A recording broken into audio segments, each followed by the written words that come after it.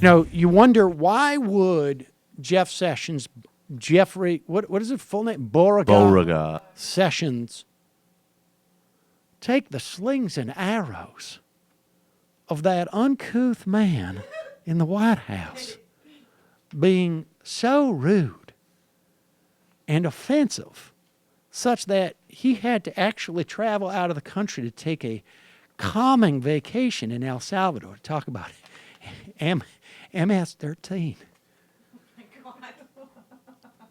What would compel a man?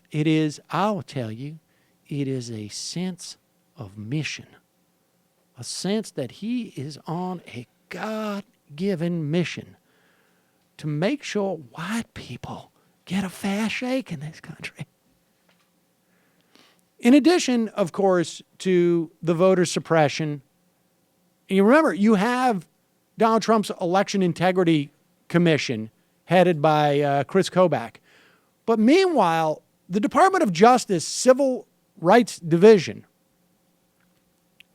and within that, the political part of the Civil Rights Division, has sent letters to 50 states seeking essentially the same material in an attempt to begin to pressure states to disenfranchise voters. We also know what Jeff Sessions has done in terms of you get arrested, you're going to have your stuff basically dispossessed, even if you haven't been convicted. Also has unshackled, really not unshackled, has encouraged police departments across the country to engage in the worst of practices by saying, you will have no problems with us. So to the extent that you have felt any oversight now with anything that you're doing, that oversight will be gone. It's basically like saying to your kids, hey, the liquor cabinet is over there, and I just want you to know we're definitively not going to be home, maybe ever again. Have an open and free exchange of ideas with those that you put in custody. Don't suppress your freedom of movement of speech with them. I just want to make it clear that while we're leaving you the liquor cabinet and we're not coming home, your grandpa, Donald Trump, he is going to just come over here and tell you exactly how to take shots. Right? And so basically what I'm trying to say is put some black kids in comas. You literally had the President of the United States basically advocating the police to rough up their prisoners. And a Department of Justice that says, we're not going to check on you. Well, that apparently was not the only mission that God had put Jeff Sessions on. Trump administration is preparing to redirect resources of the Justice Department's Civil Rights Division. I want to remind you of the interview that we did with Sam Bagenstos. I guess maybe this was in December. He was a member of this division under the Clinton administration and then under the Obama administration and saw how it had been ravaged during the Bush administration. And I would imagine if we have him back, and maybe we should soon, what we're seeing is, I hate this phrase, but that on steroids. Although steroids we're going to now allow. Wow, I just think if a man would like the better shot hitting a grand slam home run, why shouldn't he be able to ingest experimental hormones into his own body? You ever listen to the Joe Rogan podcast? I would also say it would certainly enhance the ability to pick cotton, let's say. I'm just spitballing here, but say you put a young buck in prison for an unlimited term and you wanted to force them to do uncompensated physical labor, but you might want to put a little bit of hormonal treatment in some of their cornmeal. At the canteen. Might make a great deal of sense when they're mixing that up in the commissary. So, reported today by Charlie Savage in the New York Times, the Trump administration preparing to redirect the resources of the Justice Department's Civil Rights Division toward investigating and suing universities over affirmative action admissions policies deemed to discriminate against white applicants. This is according to a document obtained by the Times. The document apparently is basically a hiring announcement. Seeks lawyers, current lawyers, interested in working for a new project on, quote, investigations and possible litigation related to intentional race-based discrimination in college and university admissions. It will be run out of the division's front office, which is where the political appointees work, rather than its educational opportunities section, which is where the career civil servants and professionals who deal with this work.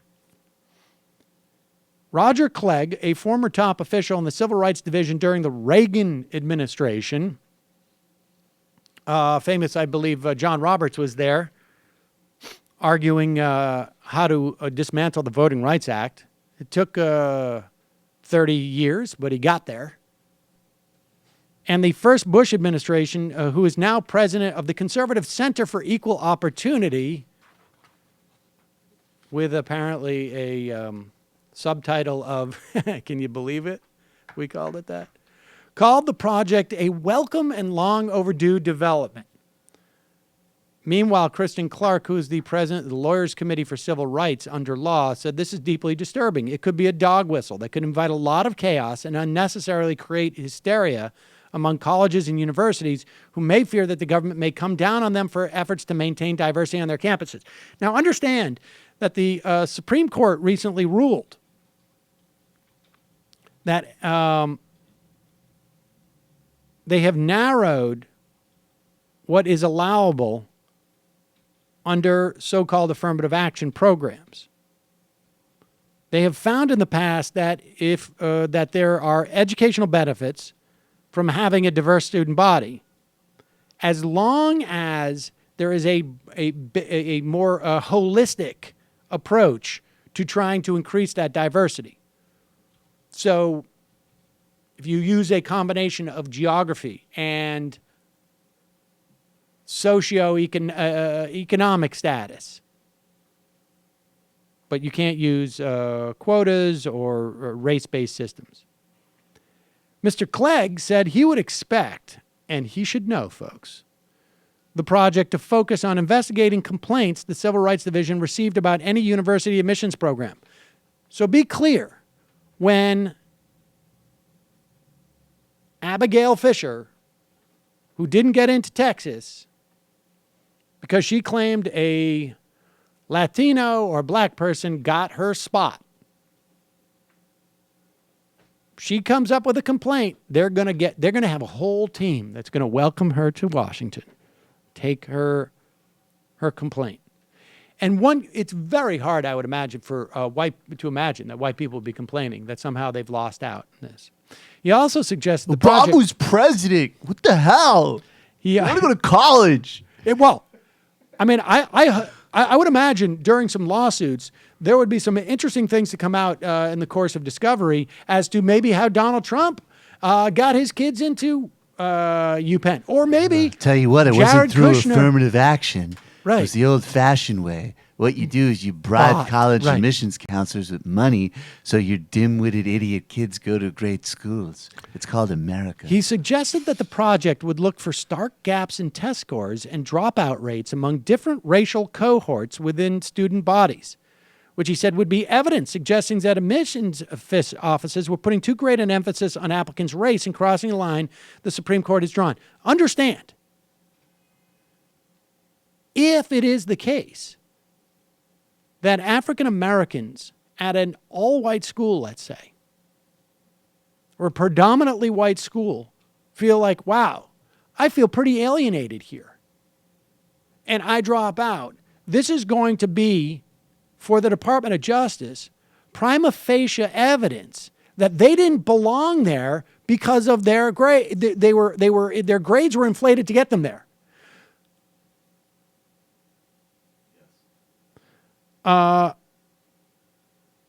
If you're looking for gaps in test scores,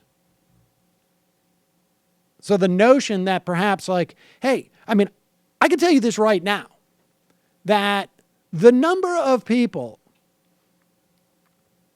who, in my daughter's cohort, who get tutoring for all of the tests that end up being used for admissions, whether it's in gifted and talented programs in New York City or whether it's to get into the better schools in middle school. This is all public school stuff. I would bet, I don't even know what the multiplier is, but they all get it.